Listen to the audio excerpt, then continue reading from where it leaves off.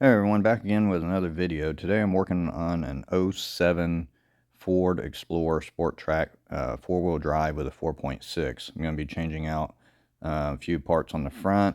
You can see them here on the tailgate. Got a CV shaft, got a wheel bearing, and then there's a couple of rotors for the front and the back also, and the brakes for the front and back. Also waiting on some parts from the part store to get here, and we're going to go ahead and get started. So right here you're going to spray some lube on the tie rod and then go up and spray some on the upper ball joint. Now you're going to go ahead and take a socket to remove the upper ball joint retaining nut, and here in a little bit I'm going to show you where I'm actually putting the nut back on the bottom of the stud just to keep the joint from coming out. Here I'm taking off the tie rod nut. You want to put the nut back on it just slightly, a couple threads, just so that whenever you remove it, it doesn't come flying out.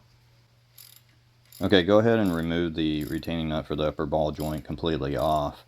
And then here in a second, you'll see me just re-thread the nut back on slightly, just so that whenever you bang the upper joint, it doesn't come flying out either. Now go ahead and take a screwdriver and pry your caliper outward. Just put it in there where the brake pad is and the rotor, and you're going to pull back on the caliper to compress the piston on the inside. That way you don't have to compress it later. Go ahead and get the caliper and the piston compressed all the way in. Got a little bigger pry bar right here, but if you do it now, it should come off without any problems. Now remove the retaining bolts for the caliper.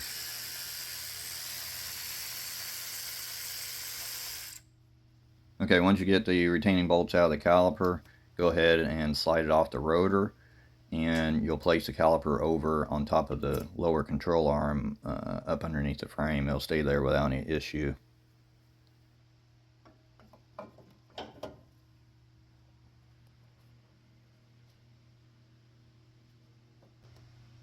Now go ahead and remove the screw that's holding the wheel sensor wire on to the spindle arm there, and then follow it up and take a screwdriver and open up the clamp there to get the wire out of it. Then go back down to right behind where the brake is and pull it out of the little notch there on the arm. So now you can go ahead and break the bolts hanging onto the caliper bracket. Just get you a pry bar, break those bolts loose. Once you break them loose, then you can either take them out by hand or get you a ratchet up in there and go ahead and remove them fully.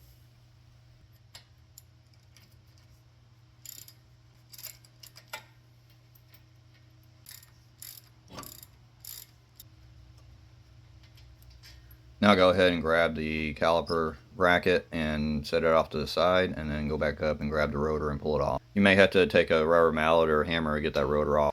Go ahead and hit it on the side with a hammer. I'm using an air hammer. Just hit the knuckle there, get the tie rod loose. I went under, hit it on the side, and then I went underneath, got it loose.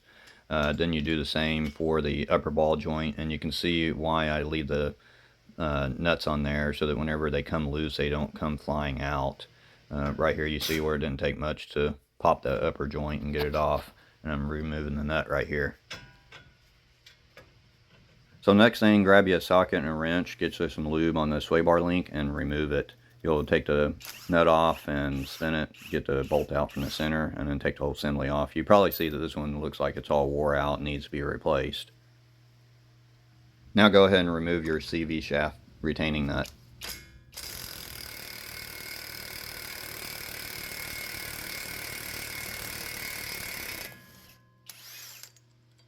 Once the nut's off, push your shaft inward, pull your whole assembly up. Each vehicle is going to be different, so you can kind of see how I'm manipulating it there, and then pulling the shaft up and around and get it down to the bottom. Now I've got a pry bar. I went up underneath where the joint is and start prying on it, then get you a little rubber mallet and go ahead and finish removing the connection on the inside, and remove your CV shaft out of the vehicle. So you'll need to pop your hood, go up underneath there, find the connection where your wheel sensor is connected to, disconnect it, then feed the wire all the way through and down and out. Then you can get you a socket, remove the retaining bolts for your wheel bearing.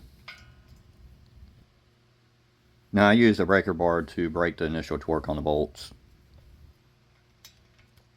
Then I grabbed a ratchet to go ahead and remove the bolts.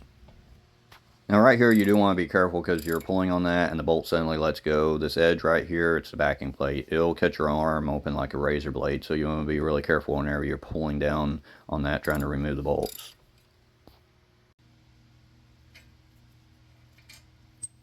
Once you get all the bolts out, you just got to start banging on that wheel bearing to get it out. Sometimes it comes out quick, sometimes it don't. Sometimes I use rubber mallet, air hammer, 5-pound sledgehammer, whatever it takes to hit it out of there. You're just going to have to knock it out of the center there. They're often rusted and do not want to come out very easily. And you see all the debris in the center there from all the corrosion and stuff. You want to get that all nice and clean before you put the new unit in.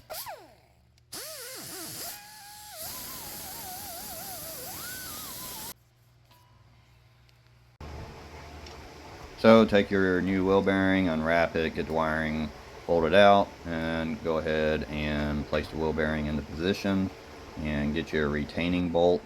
Put just a little bit of Loctite on it and go ahead and get the thread started. So once you get all those bolted back in, go ahead and take a socket and a ratchet and tighten them up. Then take a torque wrench and torque them down to the factory specs. Each vehicle is different, so you'll need to refer to a service manual according to your vehicle to see what the proper rating is. Now you can go ahead and install your CV shaft. Make sure that the splines on the inside are aligned properly and slide into the joint. Then go ahead and nudge the shaft to make sure that it's seated properly. So now take the end of the CV shaft and manipulate it around into and through the wheel bearing. You might have to move the spindle arm a little bit, but go ahead and get it to go through and line up the splines. Now go up and align the upper ball joint with its resting position onto the spindle. So go ahead and pull down on that arm and start your nut underneath.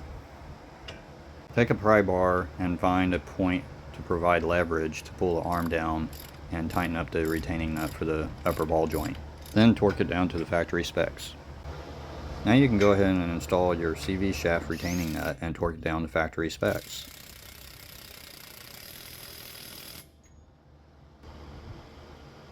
Reinstall your sway bar link and replace if necessary. This one actually needed to replace, but the owner told me to put the old one back on and that he would replace it later. I'm not sure what his reasoning was for that.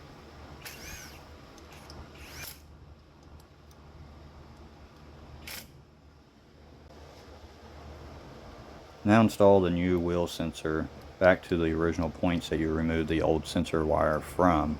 You'll have to follow it up and up into the engine compartment and reconnect it at the original connector that you removed the old one from. Your new pigtail may or may not have new mounts on it. If it doesn't, just place it back into the original mounts. If it does, you can either use the new mounts and remove the old ones, or just simply take the new ones off and place them in the original mounts.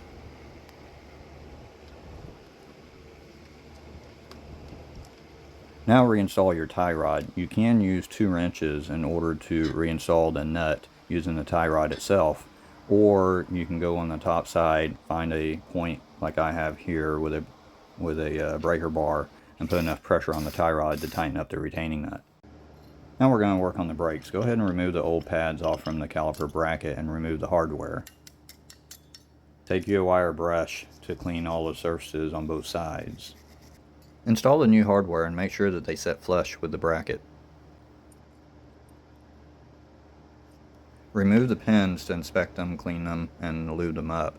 You can take a drill with a wire brush or a handheld brush to run inside of the journal and clean out any rust or debris that's in there. Take some lube up the pin. You can remove the boot in order to reinsert it to get to the grease inside, then put the boot back on and reinsert the pin. Do this to both sides of the bracket.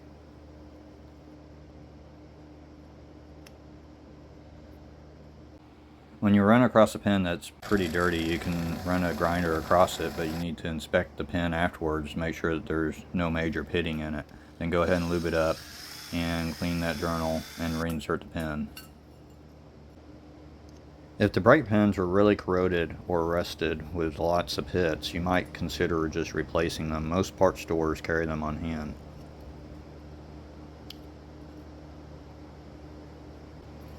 Now you're ready to go ahead and put the brake pads back onto the bracket.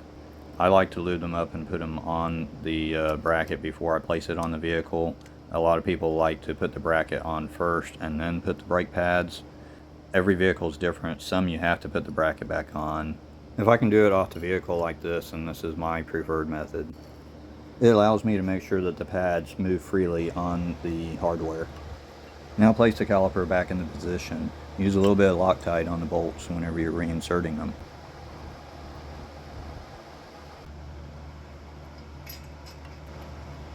Take a socket or a wrench and go ahead and tighten up the bolts. Look up the factory torque specs for your particular vehicle and torque them down to factory specs. Now let's go ahead and put the caliper back on. Just make sure that whenever you pull it off that you don't twist the brake line at all. I like to put a little bit of lube on the piston and the mounting points. You don't want to cake them on here, just do a really light coat. Place the caliper back over the brake pads, and you're probably going to have to push the pins inward towards the rotor in order to get the caliper to set flush. Once the caliper is flush, go ahead and take the retaining bolts, put a little bit of Loctite on those, and reinstall them. Again, check your manual for the torque specs of your particular vehicle and torque it down to your factory specs. Now you're pretty much done. You just got to put the wheel back on and torque it. You always want to go over all your work, make sure everything's mounted down where it's supposed to, and make sure all your electrical connectors are connected fully. Hopefully this video helped someone out today. If you haven't already, please hit that subscribe button, like it, share it. Let me know what you think in the comments below. Stay tuned for more videos, and I'll see you in the next one. Thanks for watching again, everyone.